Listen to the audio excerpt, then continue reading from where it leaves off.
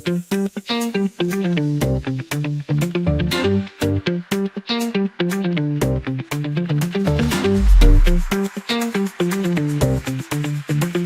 gente vai começar o nosso webinar agora. Eu vou apresentar um pouquinho da Manage Engine para vocês, caso vocês não conheçam. Se você puder passar o slide, por favor. Bom, falando um pouquinho da empresa, não sei se todos vocês conhecem, mas a Manage Engine é uma empresa que faz a gestão de TI de serviços corporativos. A gente é como se fosse um braço da Zorro Corporation, né? É uma empresa um pouquinho que fala bastante de CRM, né? Soluções de CRM. E nós estamos no mercado há bastante tempo, né? Nós estamos aqui há mais de 20 anos no mercado e nós temos soluções para diversas coisas que vocês precisam dentro da empresa de vocês. Então, a questão da gestão e acesso, né? Como a gente vai falar hoje, da identidade dos colaboradores das empresas. A gente também tem soluções para gerenciar ativos, né? O SM, soluções de analytics, low code, operações, observabilidade, segurança, enfim. A gente tem um catálogo bem grande de soluções. No final dos slides aqui, a gente vai deixar um QR Code para vocês conhecerem o nosso site. Mas vamos falar agora um pouquinho do Gabriel, né? Vocês, para conhecer o nosso apresentador, entender exatamente todo esse background grande que ele tem. E é com você, Gabriel. Boa noite a todos, pessoal.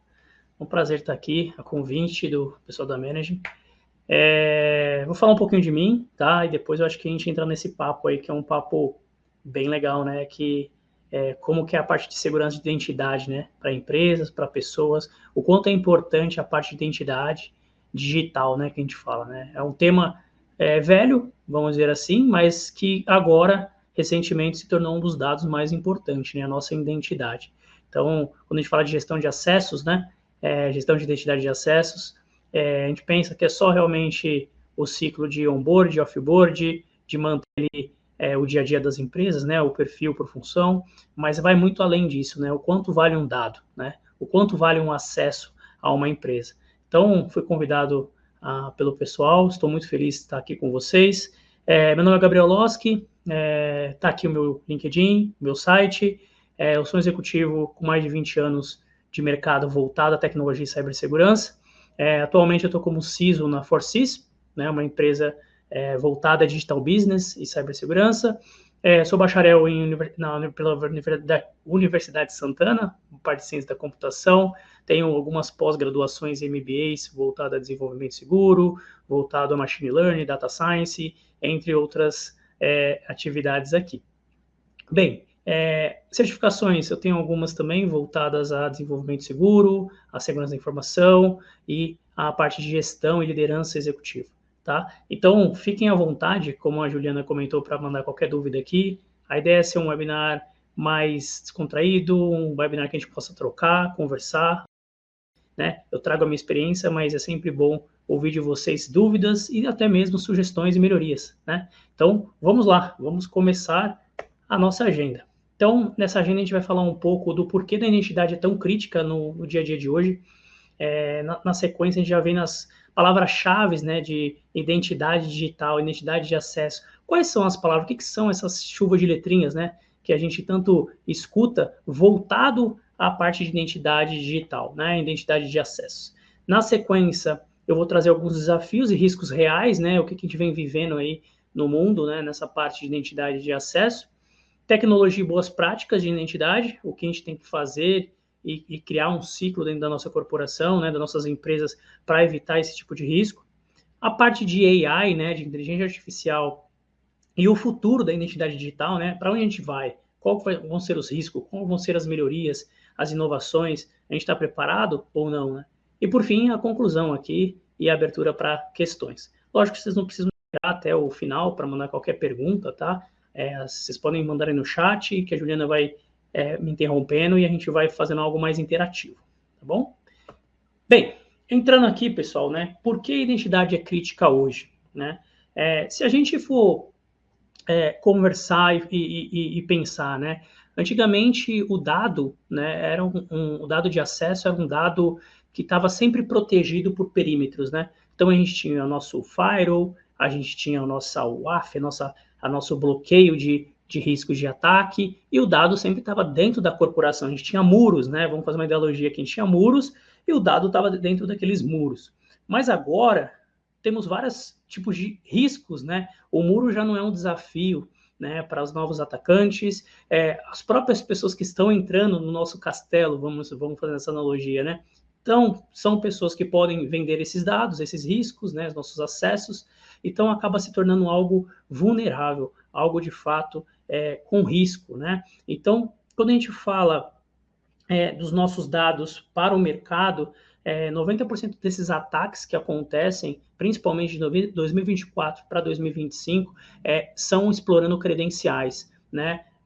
Não sei se vocês todos que estão nos escutando sabem o que é o ASP, né? O ASP é um órgão, né? Um conselho com vários colaboradores de cibersegurança identificando riscos, problemas e vulnerabilidades, e recentemente lançou, né, o top 10 vulnerabilidades que a gente tem, né, e Access Control está lá, né, questão de controle de acesso, o quanto é importante isso, né, porque com esse acesso, né, imagina você conseguir um super admin na sua máquina, você vai conseguir fazer o que você quiser, desde vazar informação, acessar sistemas que você não pode, liberar acessos que você não pode. Então, realmente, os atacantes vêm com esse objetivo de conseguir o acesso a um cofre, um super admin, entre outras coisas, né? Então, de fato, a identidade é a chave aqui, né? Essa é a palavra para acessar qualquer sistema, serviço, dado e comprometer, de fato, a imagem ou a reputação da empresa, né?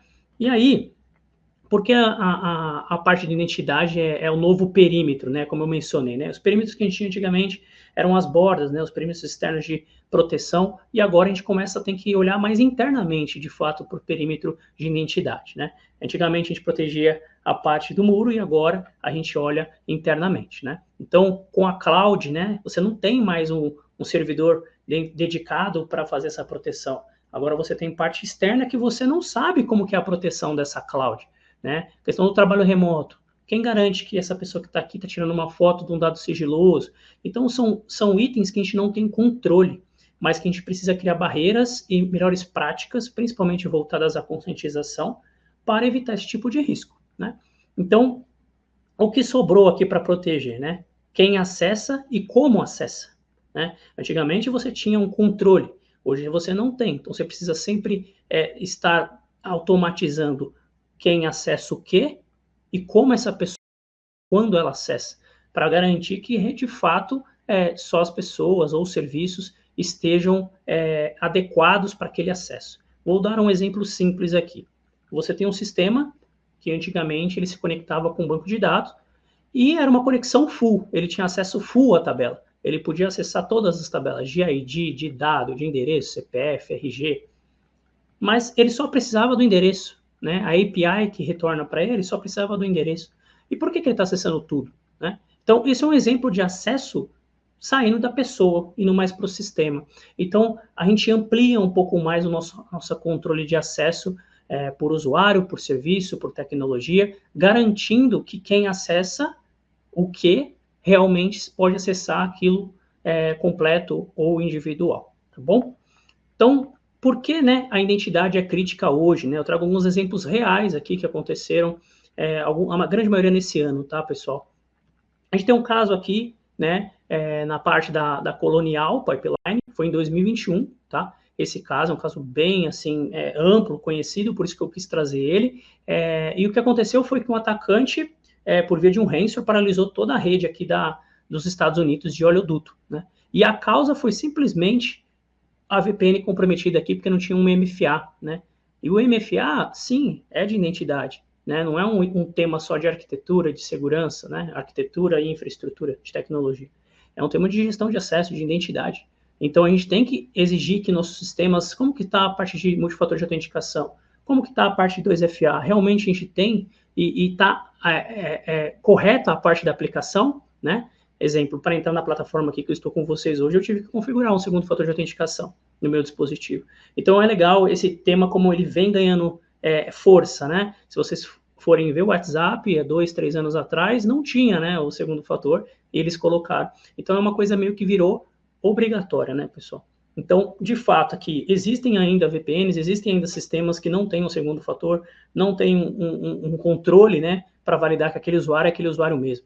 Então, acho que hoje já não é só segundo fator, né? Por isso que é o MFA de múltiplos. Então, a gente tem que ter N fatores de autenticação, né? Seja, por exemplo, você está acessando o seu iPhone, lá a sua conta da iCloud, e ela identifica que você não está no endereço padrão, né? Por mais que você autenticou com o segundo fator de autenticação, seja a biometria facial, ela vai te mandar um e-mail falando, ó, você teve um acesso por um computador, um celular que você nunca acessou. Então, esse é um terceiro fator de autenticação, né? Deixando ali claro que teve um acesso indevido. Então, acho que aqui a gente começa a se preparar para evitar riscos, né? E olha o prejuízo. 4,4 milhões de dólares aqui de resgate de ransom o atacante pediu, né? Seguindo nessa linha, Gabriel, em 2022... você comentou, né, dos segundo, terceiro, quarto, os múltiplos fatores de autenticação, e é exatamente isso, né? Um dia eu estava aqui no trabalho mesmo, e daí apareceu uma notificação para mim do próprio WhatsApp. Na verdade, foi um SMS, né, com o meu código de entrada.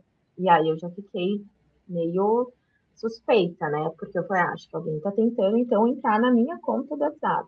E vieram vários SMS com isso. E fui conversar com um dos técnicos daqui e ele perguntou: você tem o segundo fator de autenticação, que é aquela senhazinha, né? Ou terceiro, quarto? Eu falei, tenho. Então ele falou, fica tranquilo que não vai acontecer nada. A pessoa pode tentar, mas se você tem aquela senha, tá tudo certo. Então, né, isso já me tranquilizou, mas e se eu não tivesse, né? Provavelmente uma pessoa conseguiria entrar facilmente na minha conta do WhatsApp, enfim, me dar os prejuízos dos 4 milhões de dólares. Exatamente, isso hoje vai virar cada vez mais frequente, né? Acho que todo mundo que está ouvindo a gente aí ou vai ouvir, né, no futuro, quantos SMS você recebe por dia de fraudulentos, né? Pague o boleto, você foi notificado, clique aqui, correios, né? Ou você realmente compra, sei lá, você fez uma compra realmente na plataforma XPTO, e você depois, horas depois, recebe um e-mail da plataforma XPTO falando para clicar que você tem que pagar o boleto, né? Como eles conseguem essas informações? É justamente vulnerabilidades dentro das aplicações que mandam pushes, né? Eles estão com alguma vulnerabilidade mandando esse push para o usuário e eles criam essa fraude, né? Então, a gente tem que estar muito esperto, né, pessoal? Acho que tem o segundo fator de autenticação, a gente tem que ter a segunda checagem de autenticação. Sempre cheque se realmente aquela informação é aquela mesma, né? Para você clonar um site é muito fácil, né? Um redirect para um site falso. Então, tudo isso mexe com a identidade. Como que está a identidade? A sua identidade está segura? Os seus dados estão seguros?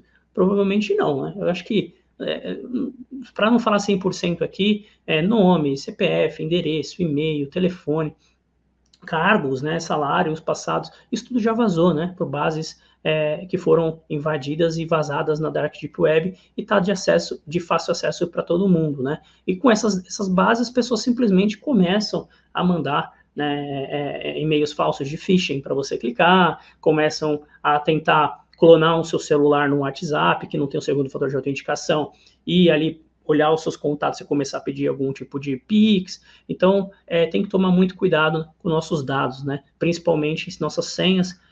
Quem não tem alguma senha aí que usa ela várias vezes em vários lugares, né? Tentar ter um aplicativo de gerenciamento de senha e você criar uma senha complexa para cada tipo de aplicação ou site que você utiliza, né? Mas seguindo aqui, temos o segundo caso, né, o caso do Uber, que aconteceu em 2022, né, o hacker ele acessou uma plataforma como o Teams, né, o Teams, o Meeting, que o Slack é uma plataforma tipo essa, tá, pessoal? Da empresa, e ele conseguiu fazer uma engenharia social ali, né, ele conseguiu burlar alguém, né, seja via phishing, com alguma técnica ali de manipulação, né, então, eu sou um usuário novo aqui, eu entrei na empresa, eu estou sem acesso, você consegue criar um usuário?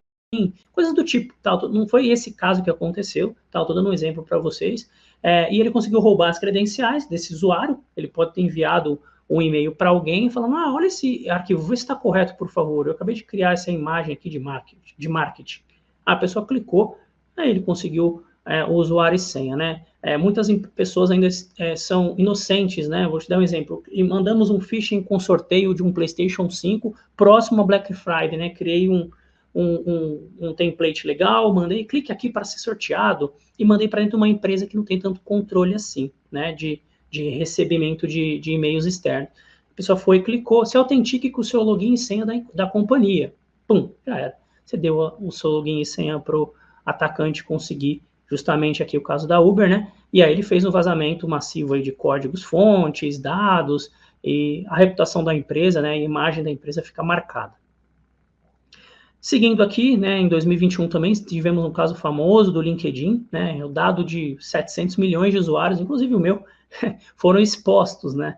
Então, foi uma API, um desenvolvimento que estava mal protegido, uma pessoa, né, maliciosa conseguiu fazer uma interação ali e baixou todos esses dados. E aqui, justamente, a gente fala da identidade por quê, né?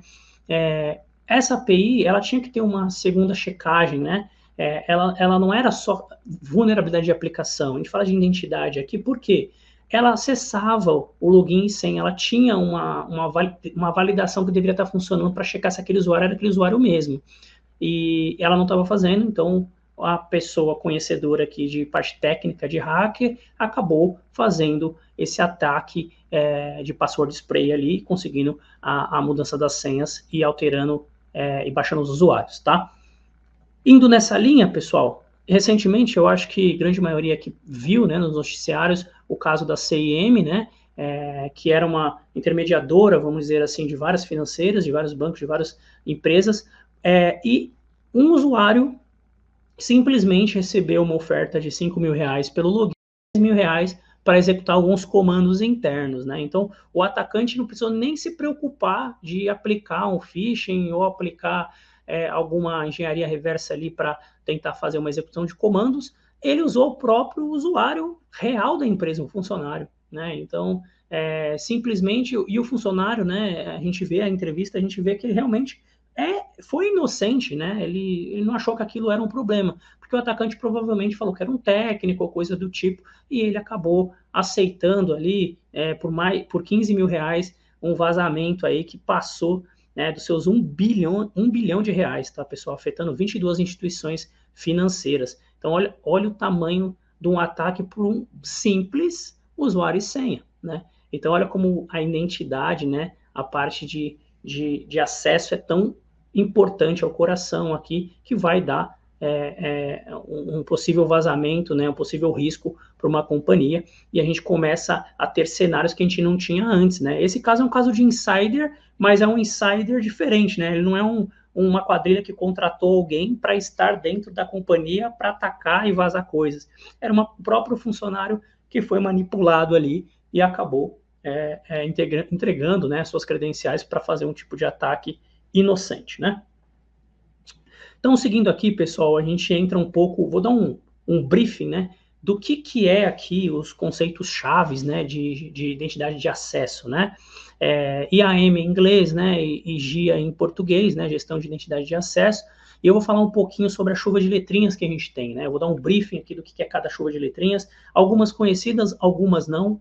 Essas não, provavelmente vão começar a ser no futuro, e depois eu falo um pouco sobre o ciclo de vida, né, da identidade de acesso, né, da identidade digital, tá? Então, quando a gente entra aqui no fundamentos, né, para conhecer aqui a parte de identidade digital, a gente tem o IGA, né, que é a parte de governança administrativa de identidades, né, toda a parte que vai governar essas senhas, esses logins administrativos, né, a parte de multifactor authentication, a parte de RBAC, né, que é a parte de controle baseado em papéis, né, super importante a gente ter aqui essa parte de eu trabalho na área de marketing, quais são os acessos que eu tenho que ter, né? Eu tenho acessos esse. Eu não devo ter vários acessos liberados, né? Então, muita empresa ainda não tem um RBAC bem configurado, né? Um perfil por função bem configurado para cada tipo de usuário ou para cada tipo de nível, né? Um especialista, um sênior, qual acesso ele deve ter? Um desenvolvedor tem que ter o mesmo acesso que o time de marketing, que é liberado o YouTube, ou não? Então, o RBAC entra aqui para a gente fazer essas configurações, né? Indo na linha aqui o ABAC, né, a gente tem a controle baseado por atributos, né, então ele é muito parecido, mas você tem um por papéis, que é o RBAC, e o outro por atributos, tá? SSO, né, o Single Sign-On, né, é a parte de login único, então como que eu autentico, né, eu preciso realmente colocar meu usuário e senha, mas ele não sabe que sou eu mesmo, para que eu preciso fazer um login automático, né, então facilita, né, o usuário no dia a dia, mas se você não tiver ali um Authenticator, né, um MFA configurado, pode ter um risco aqui no SSO, né? A parte do JIT, né, do JIT, alguns falam, é Just-in-Time Access, né, justamente para você ter, assim, o tempo de acesso, né, da sessão, coisas do tipo. A gente tem a parte de LM, que é Identity Lifecycle Management, parte de federação, né, que aí vem SAML, o ALF, OpenID, enfim, pessoal, a chuva de letrinhas é gigantesca, né? O PBAC aqui é legal, né, de policy baseado em Access Control, então acho que a gente acaba mostrando que a parte de identidade de acesso, ela cresceu demais, né? A gente tinha a parte de PAN, que era cofre de senha, a parte de ABAC, parte de IGA, e aí começam a crescer outras siglas, né, nesses anos dos anos para cá, justamente dando mais notoriedade para a área, dando mais volume e importância, né? Mostrando o quanto é importante a parte de controles segregados, né? Antigamente a gente tinha um controle único para tudo, agora não, a gente tem separado cofre, a gente tem separado perfil por função, por atributo, a parte de SSO, a parte de Multifactor Authentication, entre outras coisas, tá? Então isso ajuda a reduzir riscos e garantir a conformidade, né, das nossas aplicações, do nosso dia a dia, das nossas empresas. Gabriel, me mandaram uma Sim. pergunta aqui no privado, falando assim, de todas essas siglas, qual você acha que é a mais importante? E aí agora eu que falo, se é que tem uma que é mais importante. Nossa, mais importante, gente, eu não sei não, viu? Acho que todas. Porque assim, não tem uma sigla assim, eu vou fazer só uma sigla. Não dá, é tipo um cobertor curto, sabe? Você puxa para cima, você descobre o pé. Então, assim, não tem, você tem que andar casado em todas, né? Porque assim, pensa, se você não fazer a governança e administração das suas identidades de acesso e você só focar no cofre de senha, né, que é o PAN aqui, e arrumar todo o seu cofre de senha e tal, aí você vai ter uma falha aqui da administração, tudo está ali dentro. Se você não faz o seu perfil por função, você vai ter todo mundo tendo acesso a tudo, ou pessoas que são muito antigas de casa com acesso que elas não deviam ter mais. E o atacante vai pegar essa pessoa, porque ele sabe que essa pessoa tem um monte de acesso, e por via desses acessos, ela vai conseguir acessar a senha. Rotatividade de senha está aqui dentro, né, da parte de governance. Se tem uma pessoa que está com o mesmo usuário e senha, com certeza essa senha já vazou, né? Já está na Deep Dark, essa pessoa vai pegar essa senha e vai tentar usar e falar, opa, consegui logar, né? Então, eu não diria que existe uma sigla mais importante, tá? Lógico que você não precisa correr com todas em paralelo e não entregar nenhuma, né? Talvez fazer a parte de IDM, de IGA, né? Toda a parte de LDAP, de AD primeiro, depois você vem aqui para a parte de em paralelo, né, de MFA, de SSO para alguns sistemas importantes e críticos, depois focar nessa parte de RBAC, que é super importante para você ter esse controle, né, de quem acessa o quê, mostrar maturidade de identidade digital. Não sei se eu respondi, mas eu tentei dar um norte aqui. Bem, seguindo nessa linha, pessoal, eu estou correndo um pouquinho, né, para a gente ter tempo de passar completo aqui e deixar um espacinho para vocês. E aí, quando a gente fala de ciclo de vida de gestão de identidade, né? É básico, mas muita gente não faz, pessoal, tá? Então, o ciclo de vida da identidade digital, né? Da identidade de acesso de um colaborador, ele é simples, né? A pessoa chega na corporação, ela tem o seu onboard, né? Então, nesse onboard, tem oportunidade aqui, né? Que muitas empresas falham. Esse colaborador, ele está em qual área? Ele vai começar em qual área, né? Quais são os perfis por função, quais são os perfis por atributo que ele deveria ter? Já deixa eu liberar isso, deixa eu facilitar a entrada do colaborador para ele não ficar parado na máquina lá uma semana esperando para começar a trabalhar. Imagina aquele desenvolvedor que chegou na empresa e ele precisa ter acesso ao Java, ele precisa ter acesso ao Python, ao SQL, ao Teams, ao Outlook, ao pacote Office, etc, etc, etc, né? E aos sistemas e o RLX.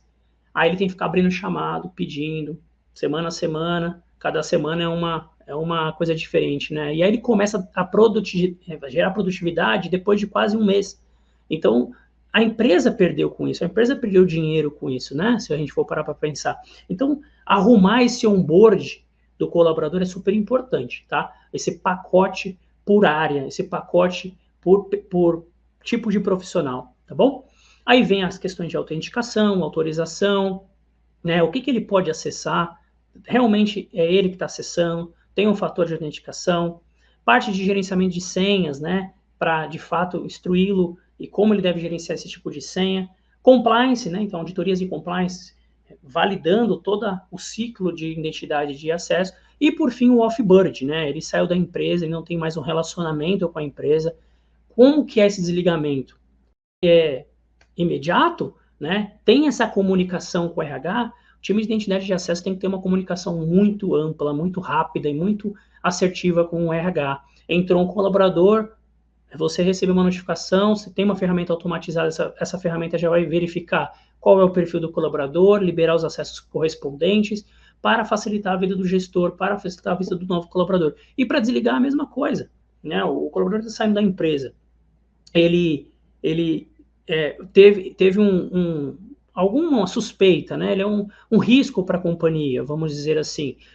Assim que o RH, junto com o gestor, faz o desligamento, o time de RH ali já tem que fazer um clique esse corte, né? E refletir direto lá no AD esse corte. Por quê? Esse usuário, imagina, ele desligou a call, foi desligado da companhia, ele está frustrado, ele pode fazer alguma ação maliciosa, ele pode vazar informação, ele pode injetar alguma coisa, se a companhia tem, por exemplo, um USB liberado, ou a companhia não tem um DLP para filtrar o que está chegando de e-mail e chega um e-mail malicioso com ransomware, com malware ou coisa do tipo, e ele está lá na máquina. Então, esse time é super importante no offboard, tá, pessoal? Porque é ali que podem gerar riscos, né, para a companhia, tá bom? Indo em linha, né? E aí os desafios e riscos atuais, né? Chegando aqui 2025, né? O que temos aqui de desafios para 2026? Os riscos que estamos vivendo, né? E vamos continuar vivendo quando a gente fala de identidade digital, de identidade de acesso, né? Então, Shadow IT, né? É uma palavra que muitos aí escutam, né? E contas órfãos, né? Então, imagine, a gente tem um monte de acesso que não está monitorado, né? Você tem provavelmente um usuário de serviço aí que está instalado na sua máquina Linux ou Solaris ou o que seja, e você não tem uma monitoração ativa nela, você não sabe nem que ela existe, né? Muitas empresas não têm um CMDB, né? Um CMDB, imagina que é um mapa de tudo que você tem de endpoint, de aplicação, de infraestrutura, quem é responsável pelo quê, o que é legado, qual que é a criticidade técnica. Então, ter esse mapeamento, pessoal, é super importante para os times de tecnologia, né, de NOC, de SOC, monitorarem, né, esses tipos de contas órfãs. Imagina, um servidor ele só é acessado, né, um usuário de serviço automático acessa todo dia à meia-noite para dar um reboot na máquina. E aí começou a ser acessado todo dia, à tarde, de manhã. Opa, um alerta. Então, são coisas simples, né, que a gente acaba não fazendo. Então, essas contas órfãs, né, elas têm que ser mapeadas, contas legadas, contas zumbis, que eu falo também, né, são contas que são acessadas a cada trimestre, são mais espaçadas e começam a ser chamadas com mais frequência, né. Então, ex-colaboradores também, né, ainda ativos, super admins, né. Eu tenho pessoas que eu preciso ter super admins porque elas entram nas máquinas para executar, pessoas de suporte, pessoas de infraestrutura, tem que ter uma monitoração mais ativa nessas pessoas, o que ela acessa, quando ela acessa e o que ela acessa, né? Então, essa é a parte aqui de riscos que temos, de Shadow AI que está vindo por aí, né? Shadow IT, inclusive esse risco subiu também na tabela da WASP para esse ano, é a primeira vez que vem alguma questão de Shadow AI, Shadow IT, mostrando, né, para o mundo o quanto isso é perigoso. Ataques baseados em identidade, né? Então, como isso é velho, né, gente? O phishing, né? Como é uma coisa que existe há tanto tempo, mas agora parece que voltou à tona, né? As pessoas elas não estão mais desenvolvendo um vírus, assim, sabe? Elas estão focando muito nisso, porque é o que dá mais certo, né? Mandar um phishing, mandar agora com engenharia social, né? Com a parte de deepfake, fazer um phishing, né? Ligar um vídeo para vocês aqui, eu estou falando aqui, mas não sou eu mesmo, né? É outra face.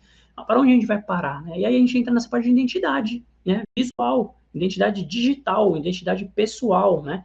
Então, realmente, o quanto a parte de identidade ela muda, ela não vai mais só em acesso, agora ela começa a focar, ajudar times de fraude, ajudar times de tecnologia a inovar. E aí entra um misto, né? Ah, mas isso não é responsabilidade nossa, isso é responsabilidade de fraude. Ah, isso é responsabilidade de arquitetura. Não, identidade, né? A identidade da pessoa, tá? Então, parte de credenciais, sequestro de sessão, entre outras coisas voltadas aqui à identidade de acesso. Indo em linha aqui, complexidade em ambientes híbridos e multiclouds, né? Então, a gente acaba saindo de uma era, vamos dizer, de servidores físicos, de servidores on-premises, e começa a migrar para a cloud, mas você tem legados que você não consegue desligar, né? Você acaba tendo que manter essas duas partes de identidade de acesso, o conhecimento de cloud, mas também o conhecimento de on-premises. E aí você começa a ter aqui legados, né? Pessoas que não estão mais cuidando e sabendo mexer nesses comandos de identidade para servidores on-premises, né? Dado que vem inovação, tudo é via SaaS, tudo é via cloud, e aí a gente começa a ter um problema, né? Porque você não migra 100% tudo, né? Você acaba mantendo coisas antigas no on-premise. E aí vem aquele problema de gerenciamento, né? Você acaba criando dois papéis, era um papel, um profissional para fazer uma coisa, e agora você tem dois papéis, um especialista em cloud e um especialista ali na parte de on-premise daquele servidor, né? Também voltado à identidade, porque você acaba tendo dois papéis, dois perfis por função diferente de acesso aqui. Parte de insiders, né, é um tema que não é falado, mas não tanto, mas eu acredito aqui que de fato é algo que deve crescer, até porque o acesso à tecnologia é grande e a gente vê aí, teve casos também, eu não trouxe inclusive, que uma quadrilha contratou profissionais, né, esse profissional ele entrou numa incorporação e ele acabou fazendo ali o vazamento de dados, né? Teve casos antigos também, se eu não me engano, de pessoas que tinham acesso a pessoas da URA, né, pessoas de atendimento mesmo, que tinham acesso a contas, né, das pessoas de banco, né? Então ela entrava lá, via quem ganhava mais, mandava foto, vazava aquele tipo de informação, né? Então esse monitoramento de pessoas e de identidade, o que ela tem de acesso, o que ela tem de risco, é super importante, né? Eu não trouxe aqui, mas tem um item que não é muito explorado ainda, tá? Mas eu acredito que no futuro deve ser, que é o risco humano, né?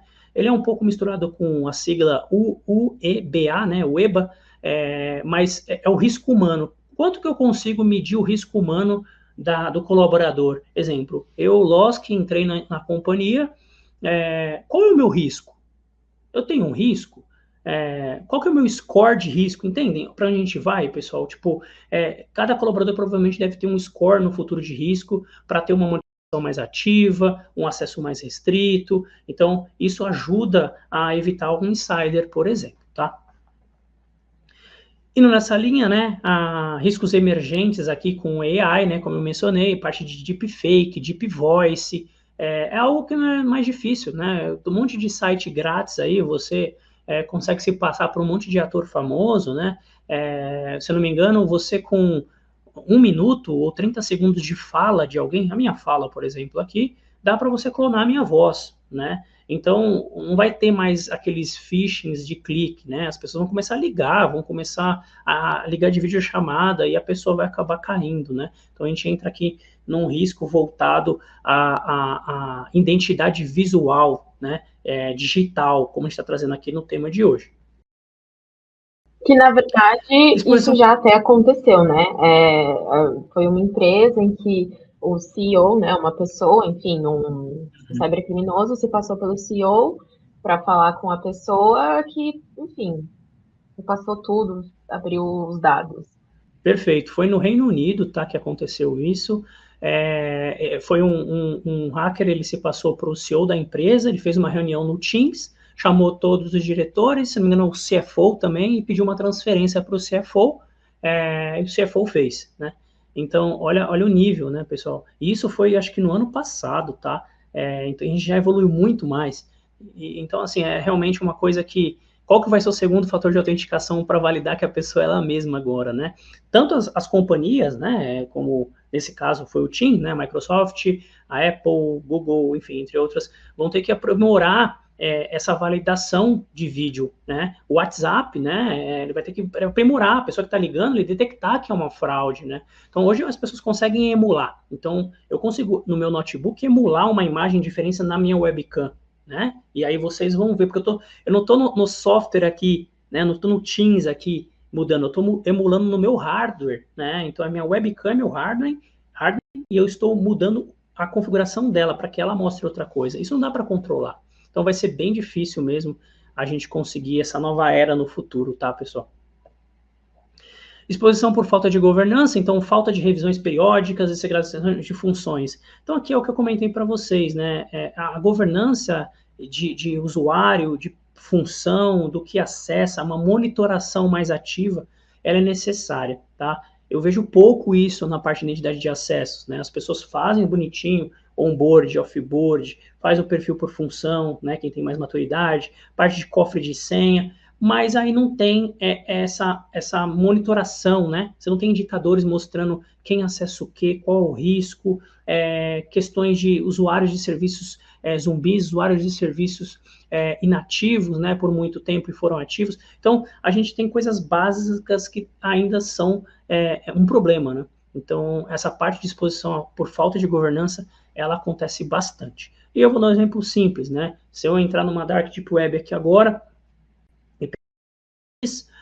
e eu dar um search lá, eu vou achar bastante coisa e com certeza eu vou achar usuários e senha vazados de colaboradores. Por que que talvez a empresa não faz um trabalho preventivo? Ela pegue o seu time de CTI, que seja, faça essa busca e passa para o time de identidade de acesso. Oh, achei todos os usuários e senhas vazados aqui. Será que alguma senha ainda está válida desses colaboradores?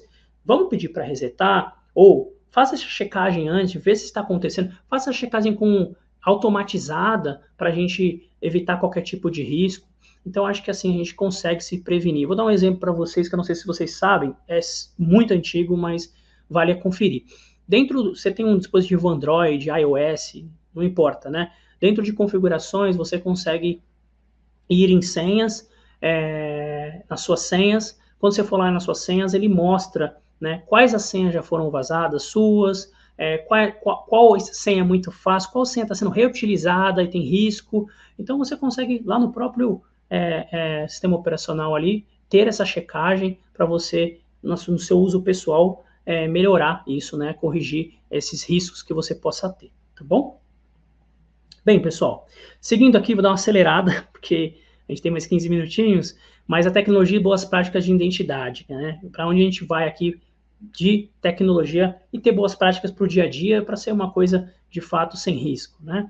Então, multifator, né? É uma coisa super necessária, né? E não é só um, tem que ter dois plataformas ou sistemas que vocês tenham que possa ter dois fatores de autenticação, utilizem, né?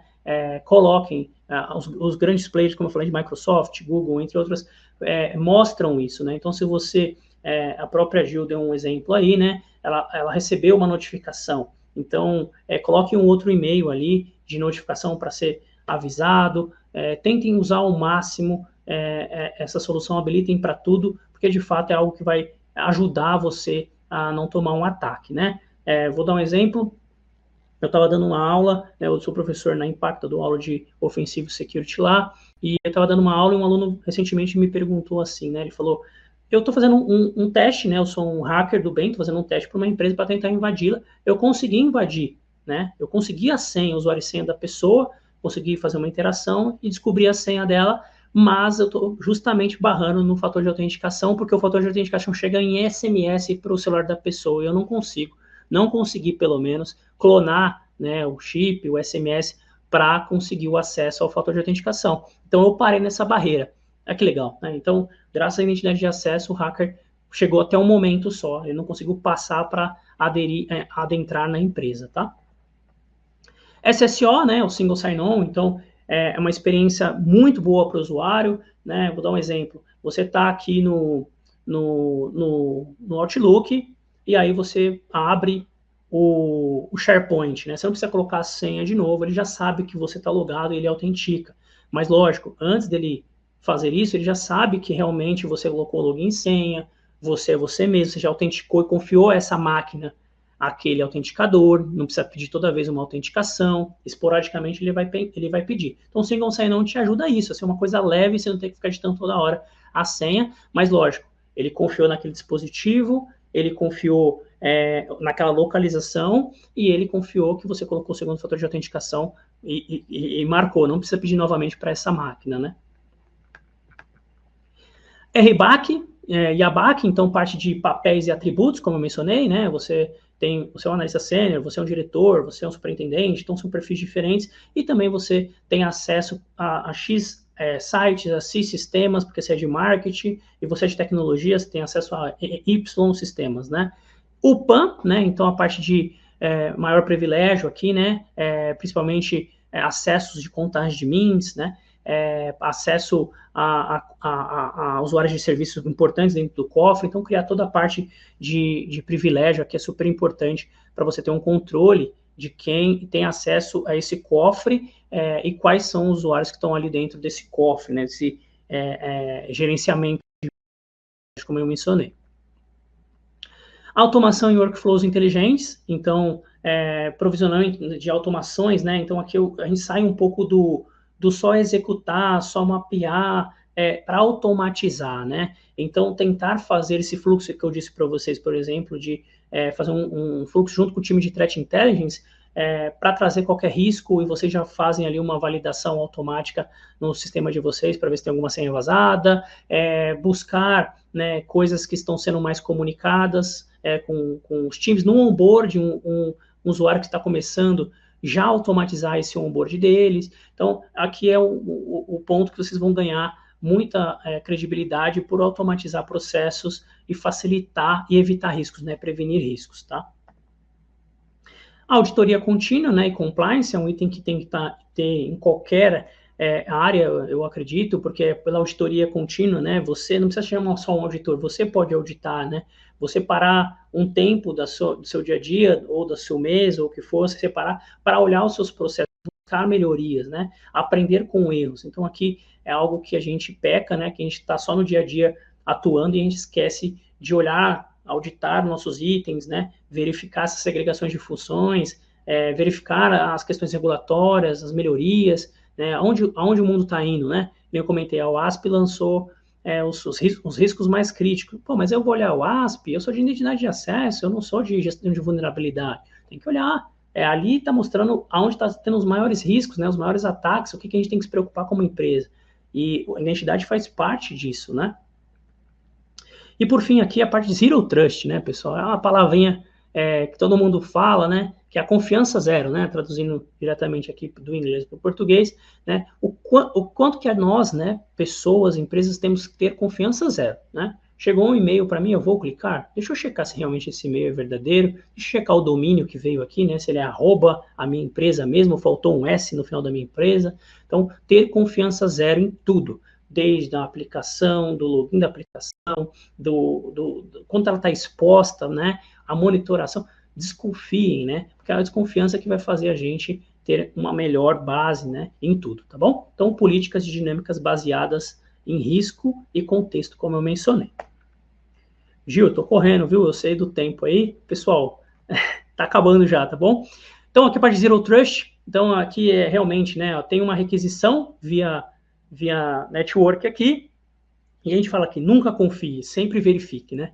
Achei muito legal essa imagem, trouxe para vocês, então nunca confie, sempre verifique, né? Aí tem aqui a autenticação, né, baseada na identidade, contexto, e aí vem as questões, né, de proteção, de controle, visibilidade que a gente tem. Então sempre verifique, nunca confie diretamente, tá bom? Isso para tudo, né? Vou dar um exemplo, uma aplicação vai acessar um banco de dados.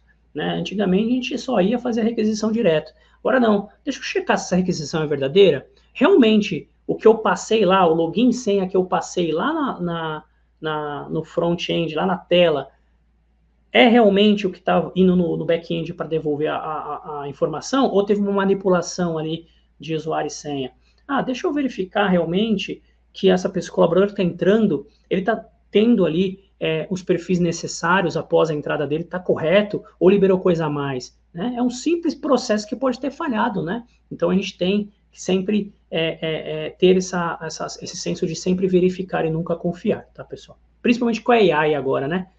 A gente vai automatizar muita coisa, mas a AI vai ter suas falhas, né? Vai ter os seus ifs, né? As suas configurações que podem bypassar, ok? E aí, quando a gente fala de AI, né? O futuro de identidade digital, identidade de acesso, né? Aonde a gente vai parar? Então, a gente tem, como eu mencionei para vocês, a detecção de comportamento anômalo, né? Parte de WEBA, e aí o comportamento anômalo, ele não vai ser só referente a sistemas, né? A gente vai aderir a pessoas também, como eu mencionei para vocês. É algo longe de chegar, eu pelo menos não conheço nenhuma ferramenta existente, eficaz, né? Vamos dizer assim, para te dar realmente um risco humano, um score de risco humano, né? Mas com a automação, né, a inteligência artificial chegando, eu acredito que sim, a gente vai ter alertas, né, em tempo real de qualquer tipo de risco voltada à detecção de anomalias, tá? Automação com inteligência, com machine learning, né, e a generativa aqui, então provisionando e deprovisionando a parte de VAI aqui para chatbots, parte de governança, então você tem uma automação inteligente para processos de IA aqui, de entrada de colaborador. Imagine você ter um chatbot que a pessoa pode comunicar ali e conseguir liberar um acesso de forma automática, sabendo que ela mesma autenticando, e aquele acesso realmente pode ter para aquele atributo, para aquele perfil, né?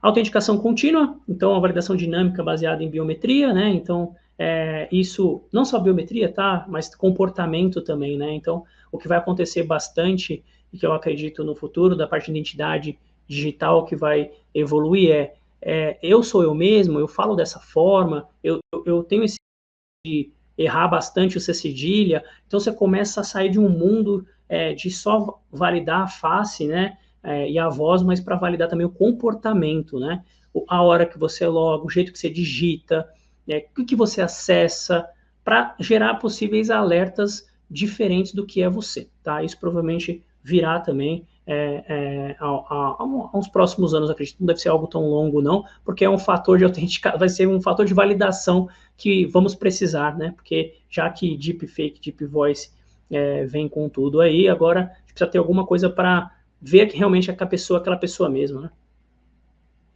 Proteção contra deepfakes e engenharia social. Então, aqui eu mencionei para vocês, né, as grandes players, a gente precisa ter soluções que ajudam a gente a validar que aquilo mesmo, né, nos ajudem a não cair num golpe. Então, acredito que vem também proteções aqui para essa questão que vem crescendo bastante, da AI ainda, junto aqui na Deepfake, Deep Voice, etc., né.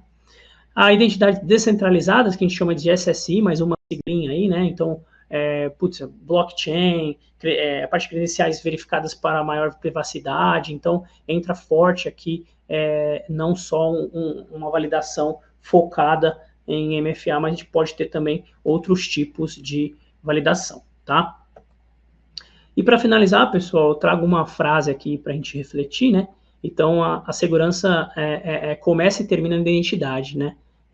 Quem controla o acesso, controla o risco, né? Então, se a gente for parar para refletir, você tem o controle de acesso de tudo, né? Do cofre, você tem o controle de acesso daquele sistema, né? Se eu sou um usuário, um desenvolvedor, eu tenho acesso àquele sistema, né? Eu tenho acesso aos dados daquele sistema, como funciona aquele sistema. Então, eu controlo o risco, eu tenho acesso àquilo, mas o risco está aqui comigo na minha mão, né? Então, é super forte aqui, né? Quem controla o acesso, controla o risco. Então, tentar ser preventivo, prevenir, né, remediar aí o que já aconteceu, mas sempre aprendendo e tentando antecipar qualquer risco, tá bom? Pessoal, deixo aberto aqui a perguntas, né? Agradecer aqui, primeiramente, o convite, agradecer a vocês também que estão aí, que devem estar nos ouvindo agora, ou que vão ouvir mais para frente, mas é um tema rico, que com certeza amanhã já vai ter coisas novas, e a gente vem só aprendendo a ser mais preventivo. Obrigado, viu? A gente, Gil, passo para você. a gente que agradece, muito obrigada, Gabriel. O Carlos até comentou agora, tema importantíssimo, e realmente é, né? Você estava comentando sobre MFA, segundo fator de autenticação, enfim. E hoje em dia, até então, a gente tem como uma forma de autenticação, biometria digital, como também a íris. Mas a gente sabe que tem algumas pessoas aí que estão vendendo, né, a íris, enfim. Porque R$ 500 está valendo mais, sei lá. Mas uma das poucas formas, né, que a gente tem hoje de mostrar que nós somos nós mesmos seria a íris, mas tem pessoas vendendo. É, Às vezes, é.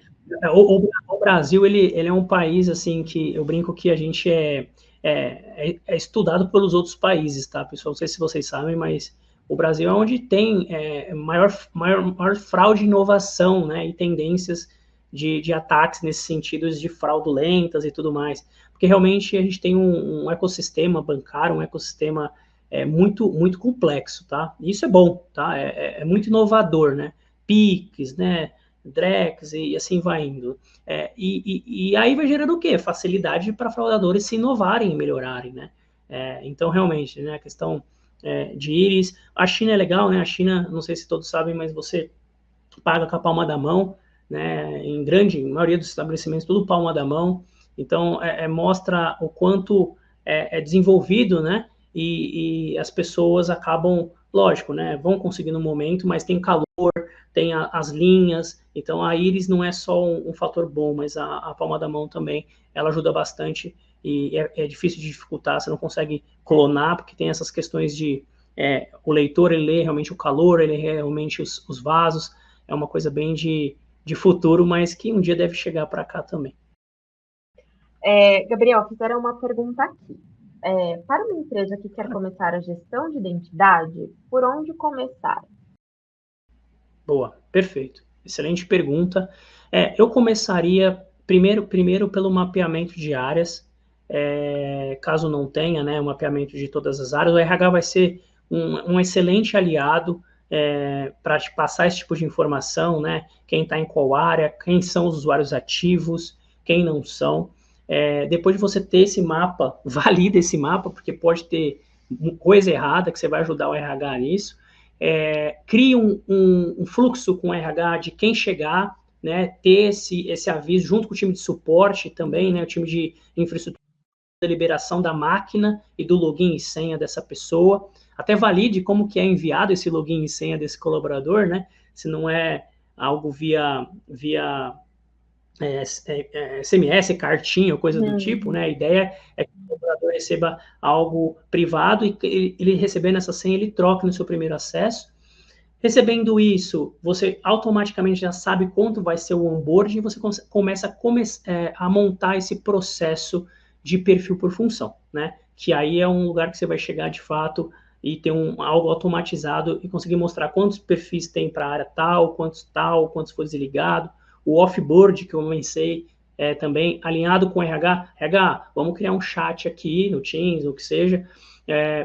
Teve o desligamento, avisa aqui, caso você não tenha um sistema, né? Avisa a gente faz aqui já nos próximos segundos para não ter nenhum vazamento. Então, comece a criar dessa forma. Depois vai colocando ferramentas, parte de cofre de senha, importantíssimo, mapeamento de quem tem acesso privilegiado, acesso admin, mostre isso com indicadores, né? Troque de senha. Eu acho que a primeira coisa que eu faria de fato responder diretamente a minha empresa faz a troca de senha bimestralmente, né? Ou não, ela faz anualmente ou nem faz. Eu começaria por isso, né? Esse é o maior risco. Segundo, veja se você tem política de padrão de senha, né? Ah, não tem, a pessoa pode colocar qualquer coisa. Não, exige que ela coloque maiúscula, minúscula, números, caracteres especiais e resete isso a cada 2 meses, tá bom? Super importante. Temos aqui um outro comentário barra pergunta do Fábio Rufino.